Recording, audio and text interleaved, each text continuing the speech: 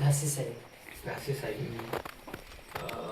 को तारीख रही 18 तारीख रविवार दिन संध्या रविवार दिन ही माने एक्जेक्टली सप्ताह होची हाँ सप्ताह 18 तारीख 1 जनवरी केते जण विश्वासी थिले सेठी सेठी 20 ରୁ 22 जन 20 ରୁ 22 जण अछि प्राय केते जण आसी कि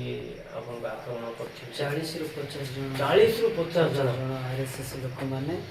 तो मध्यरु 3 जन आरएसएस प्रमुख थिले सेमानको नेतृत्व रे और बाकी सब लोग बाड़ी पकेले केते को समय एटा घटनाटा घटिछि घटना 7टा ରୁ 9टा 9:30 पर्यंत એટલે କିଛି ଚେକଅପ୍ କରି ଦେଖି ଆପଣ ଯାଇ ମେଡିକାଲ ଟିକେ ଯାଇକି ଔଷଧ କିଛି ନେଇକି ଆସିଲେ ଯାଉ ଆପଣ ତ ପ୍ରଭୁଙ୍କୁ ଭୟ କରି ସେମାନଙ୍କୁ କ୍ଷମା କରିଛନ୍ତି ସେଥିପାଇଁ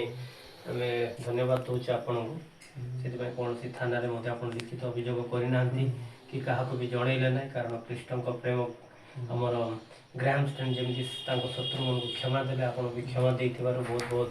ଧନ୍ୟବାଦ କିନ୍ତୁ ଅନୁରୋଧ କରୁଛୁ ବା ଆମେ ଆପଣଙ୍କ ପାଇଁ ପ୍ରାର୍ଥନା କରିବୁ ଏବଂ ଅନେକ ବିଶ୍ୱାସୀମାନେ ବି ପ୍ରାର୍ଥନା କରିବେ ଦୟାପୂର୍ବକ ଯଦି ଆଉ ଆଗାମୀ ଦିନମାନଙ୍କରେ କିଛି ହୁଏ ଆମକୁ ଯୋଗାଯୋଗ କରନ୍ତୁ ଅନ୍ତତଃ ଆମେ ଆପଣଙ୍କ ପାଇଁ ପ୍ରାର୍ଥନା କରିବୁ